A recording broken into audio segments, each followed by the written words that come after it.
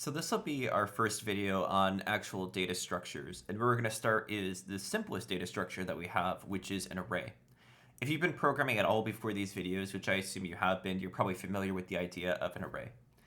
Inside of Python, arrays are represented as lists. And basically what we do is we just say like x equals, and then we put in square brackets the values that are in our array. The values in our array could be anything, right? It could be numbers, it could be like different characters, it could be strings, anything really could go inside of our array.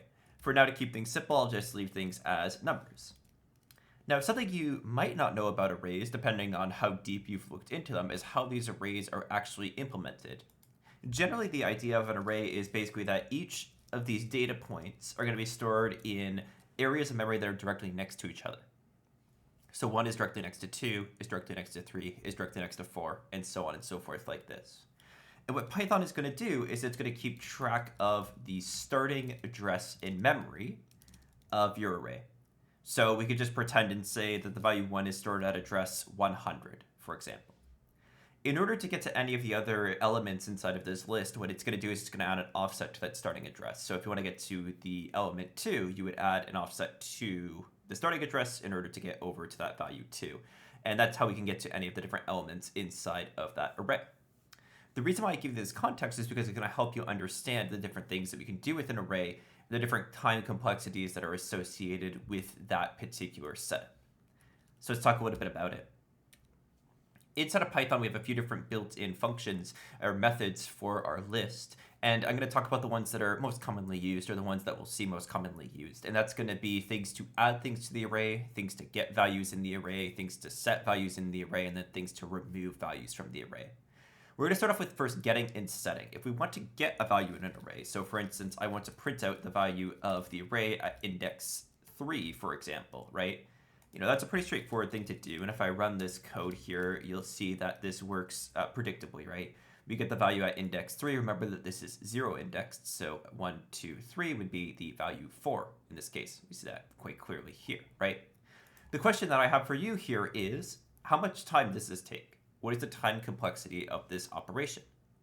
And in order to understand that, you have to think a bit about how this is working, right? So the starting address is 100. And all we're going to do is we're going to add an offset to it. So we're just going to add an offset to that address in order to get to the third index, which is the value 4 in this case, right? The process of adding a value to the starting address, well, that doesn't matter based on the input size. The list could be as big as we want it to be. Adding that value is always going to take the same amount of time. Therefore, this operation is constant time. I'll use O of 1 to represent that, right? So worst case, it's constant time. So no matter what, this is going to take a constant amount of time for us to run. Similarly, if I want to set the value at a particular index, right? We'll see that this works, again, predictably, that it changes it to 10. It prints out the value 10 now. So that's all great. All we need to do is we need to go to the location of that value. We have to place a new value there, right? When you think about that, we have to add a value to a starting address, and then we have to move a value into memory. Moving a value into memory is something that doesn't take time based on the size of the particular list or anything like this. So we see that this is also going to be constant time for us. So we can set and get values in an array in constant time. That's great. So those are the first two operations out of the way. Now, where things get a little bit more tricky is with adding values new into the array. We have two different methods in Python. The first method is an append. What an append does is it adds a value to the end of the array. I'll show you that just by printing out the array after I do this, right? So we'll go ahead and run this, and you see that this added the value 10 to the end of the array. This operation is O of 1 time with a small condition. The small condition is that when Python does this analysis, they use something called amortized analysis. We haven't talked about amortized analysis yet, but I'll give you a general rundown of this. Basically, amortization is spreading out cost over many different operations. The idea of amortization is that sometimes an algorithm has these very rare cases where it performs worse than a typical case, right? So in the case of append, most of the time it takes constant time, but there are some niche kind of cases that happen that could take longer than constant time. So what we say is we say most of the time it takes constant time, but sometimes it takes a little bit longer. It's called amortization. So this idea is basically most of the time when you do an append, it's going to be constant time. However, sometimes it may take a little bit longer depending on the situation of the operation itself. This sort of idea that sometimes something takes a little bit longer is going to be really key towards the idea of other data structures. We don't really like this idea of sometimes it takes a little longer than expected. So in those sorts of cases, we may want to use something maybe a bit more reliable or something that we can really trust on. So that's the idea of the append. Now there is one other option that we have, which is an insert. And an insert gives us a bit more power. It lets us actually insert a value at a particular index. So I can put the value, say, we'll say 20 at index 3. And when I do that, you'll see that it inserts it right at that index for us, right? So that's generally what we're going to see as a result from this process. Oh, sorry, and I put these like backwards here. There we go.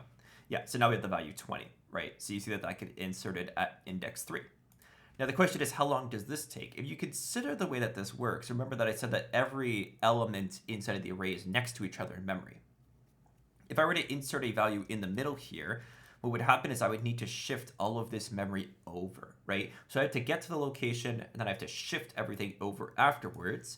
This, on average, is going to give us a worst case of ON, right? So ON is going to be our worst case for insert. So based on this, you would see that append is probably something that we want to prefer to use. Where possible, we want to try to use these 3 operations over this operation.